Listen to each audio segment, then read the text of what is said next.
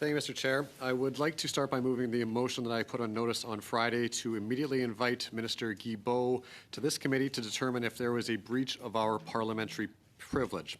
And before my Liberal colleagues bemoan the fact that Conservatives raise issues that you don't like, let me state that there is plenty of evidence to suggest that the Minister of the Environment either misled this committee or is hiding the names of senators who he personally lobbied to gut Bill C-234.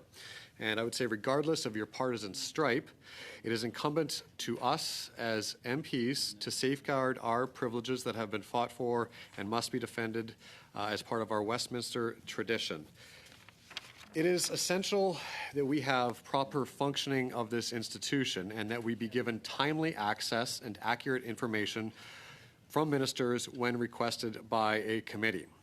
And C-234, as an aside, is a critical piece of legislation that any member of Parliament that has farmers in his riding, the rural MP from Milton, should be supportive of this legislation, just as members from across party lines were, because it is an important piece of legislation, but not just for farmers, for all Canadians, to help alleviate the continuously rising prices of food. And what the legislation would do would exempt grain farmers from paying the carbon tax on propane and natural gas to dry their grain, and livestock farmers from the same carbon tax to heat or cool their livestock barns.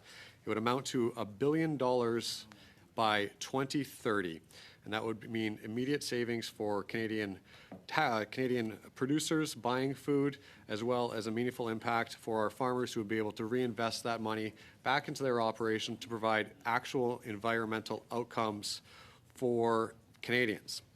Now, this legislation is supported by all national ag groups, and it made its way through Parliament, through the House of Commons, in a rather judicious manner for a private member's bill with the support of members from the Conservatives, the Bloc Québécois, the NDP, even some Liberals, and even the Green Party, recognizing that it is a good piece of legislation to fix a flaw in the fact that farmers simply cannot transition to a different fuel source when it comes to those specific activities. So it is simply punishing farmers for something that they have no choice but to do, and encouraging higher prices at the grocery store for Canadians. Now, following the rather swift passage through the House of Commons, when it got to the Senate Committee of Agriculture and Forestry, there was clearly some political gamesmanship that began being played. There was a number of amendments intended to gut the bill there, to delay the bill.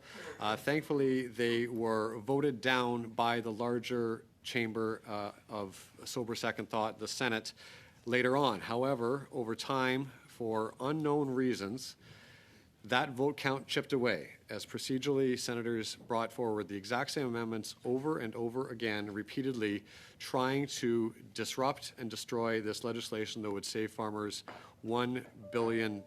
Now, those incremental vote losses ultimately leading to changes that sent it back to the House of Commons, that has led to no man's land, meaning that this legislation, without the government support, may never get passed because there is simply no precedent for it, has been an extreme frustration to Canadian farmers, and it became political when this government decided that certain Canadians deserved a break on the carbon tax on their home heating oil, at the same time that farmers were being denied what was a clear, good policy to prevent $1 billion leaving their pockets. But specifically to the motion that I am moving now, when Minister Guilbeault appeared before this committee on December 14th, he was asked by my Conservative colleague Dan Mazur if he had spoken to any senators about Bill C-234. And in response, the minister said, and I quote, "I had conversations with 5 or 6 senators," end quote.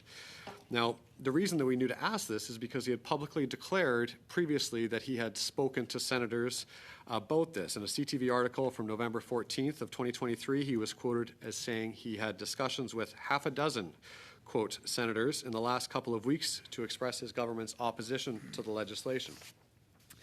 And in a CBC article from November 28th of that year, the minister said he had spoken with about 6 senators to explain the government's position. So on 3 separate occasions, he has said 5 or 6 senators, including when he spoke before this very committee in this very room. And it took 49 days from that appearance for the minister, who who had promised to get back to my colleague with the names of the senators that he had called up about Bill C-234 did we actually receive them. 49 days seems like an awful long time to remember somewhere between apparently 3 or 6 names. And the thing is, you'd expect that he would have come forward with those 5 or 6 names that he'd said previously in the media and to our committee that he had spoken with. But for some reason, there was only 3 names on that list. It seems awfully odd that he guessed up and then came back and realized, oh, I'd only talked to half of those senators. Something seems amiss. So from this, we can only conclude that he either provided false testimony when he appeared as a witness before this committee, or he provided false information when providing the names of the senators lobbied to gut Bill C-234. In either event, the minister misled this committee. And I believe that we must invite him to appear immediately before the committee for 1 hour to sort out the discrepancy of the information that he provided and decide if it must be reported back to the House. And without the minister's appearance to answer questions, it is impossible for the committee to determine if he has shown contempt before this committee. And on the face of it, it clearly appears that he did, which should trouble every member here regardless of your political stripe. Now, successive speakers have clearly set out 3 conditions that must be demonstrated in order to arrive at a finding of contempt through misleading statements or information. First, the statement needs to be misleading. Second, the member making the statement has to know that it was incorrect when made.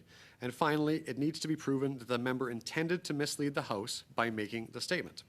And on the first point, it was clearly a misleading statement or a misleading written response, one of those 2.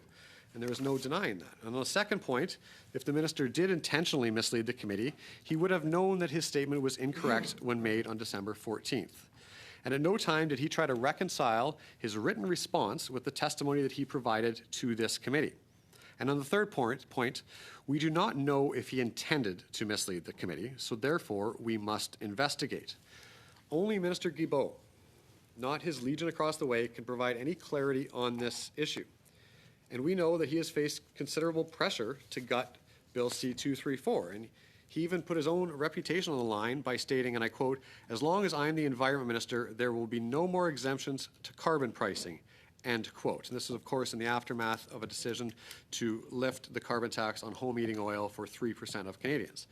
He had the motive to do everything in his power to stop our Conservative-led bill that was supported across partisan lines in the House of Commons, the duly elected House of Commons, on this bill to exempt farmers from the carbon tax. And there is no question to me that Minister Guilbeault has misled this committee. The question is whether he intended to do so. And while I know certain members across the way enjoy running, I implore them not to run away from this matter. Because if they do, I think it will speak volumes of how deep the rot has got in this government. It is time for an investigation, Mr. Speaker. I encourage all of my colleagues of all political stripes to support the motion to bring the minister to clarify whether or not he misled this committee.